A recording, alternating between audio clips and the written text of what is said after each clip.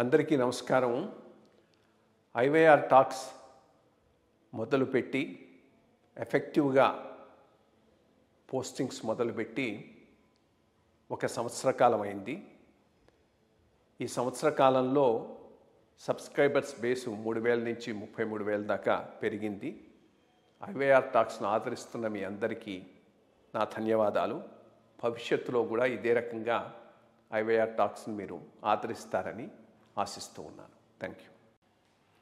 New York mayor పోస్ట్కు అనూహ్యంగా ముందుకొచ్చిన మామ్థాని గెలిచే అవకాశాలే కోపిస్తూ ఉన్నాయి.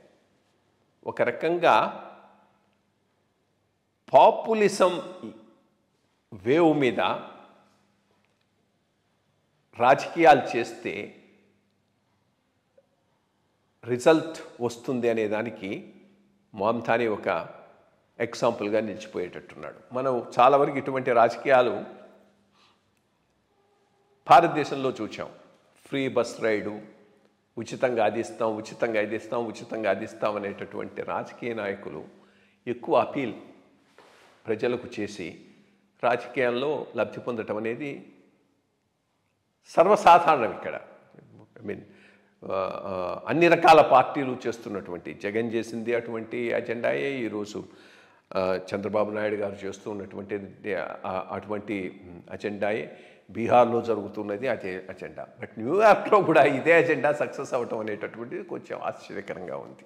మీకు ఫ్రీ బస్ రైడ్ ఇస్తాను, గ్రాసరీస్ చాలా తక్కువకి ఇచ్చేస్తాను, రెంట్స్ ఫ్రీజ్ చేస్తాను, రిచ్ పీపుల్ ట్యాక్స్ చేసి అదంతా మీకు ట్రాన్స్ఫర్ చేస్తానని అంటే ఆ అజెండాను ప్రజలు నమ్ముతూ ఉన్నారు. దీనికి తోడు యాంటీ జియోనిజం, ప్రో ఇస్లాం అజెండాతో చూడబోతే చాలా క్లవర్గా లెఫ్ట్ ఫేస్ ముందుకు పెట్టి బ్యాక్గ్రౌండ్లో ఇస్లామిక్ ఎజెండాతో ముందుకు పోతున్నటువంటి వ్యక్తి మామ్థాని. బట్ మామ్థాని సక్సెస్కు చాలా వరకు కారణం ట్రంప్. రిపబ్లికన్స్ ఎప్పుడైతే కన్సర్వేటివ్గా ముందుకు వచ్చినప్పుడు ఎక్స్క్లూజివ్ మగ, క్రిస్టియన్, వైట్, అమెరికన్ అజెండాను ముందుకు తీసుకొచ్చారు. మిగిలిన వాళ్ళందరినీ అలియనేట్ చేశారు. అలియనేషన్లో హిందూస్ను అలియనేట్ చేశారు, ముస్లిమ్స్ను అలియనేట్ చేశారు, బ్లాక్స్ను అలియనేట్ చేశారు. ఇవన్నీ ఒక రెయిన్బో కోయలేషన్గా డెమోక్రాట్స్కు సపోర్ట్ ఇస్తున్నాయి.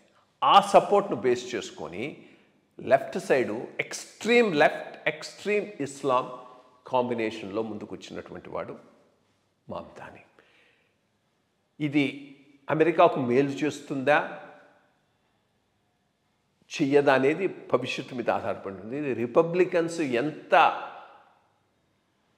సెక్టేరియల్ అవుట్లుక్తో ముందుకు పోయే కొద్దీ తప్పకుండా ఈ డెమోక్రాట్స్ కూడా take over, far left, far ఇస్లామిస్ట్ను టేక్ ఓవర్ చేసేటటువంటి అవకాశం ఉన్నది.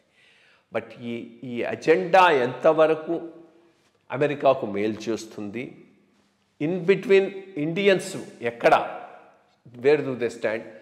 డెమోక్రాట్స్ ఈ రకమైనటువంటి ఫార్ లెఫ్ట్, ఫార్ ఇస్లాం అజెండాతో రన్ అవుతున్నారని హిందూస్ రిపబ్లికన్స్కు దగ్గరైనారు.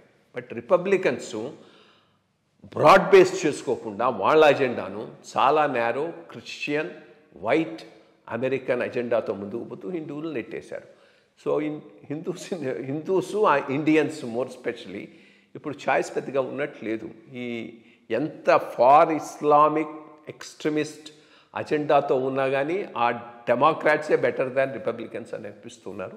వేచి చూడాలి. బట్ టుడే మామ్థాని న్యూయార్క్ మేయర్ కావటం మోరార్లెస్ సర్టన్ లాగానే అనిపిస్తున్నది. దీని కాన్సిక్వెన్సెస్ ఎట్లా ఉంటాయనేది, ఎంత ఎక్స్ట్రీమ్ ఇస్లామిక్ ఫండమెంటలిస్ట్ అజెండాతో భవిష్యత్తులో ఇతను ముందుకు పోతాడు అనే దాని మీద ఆధారపడి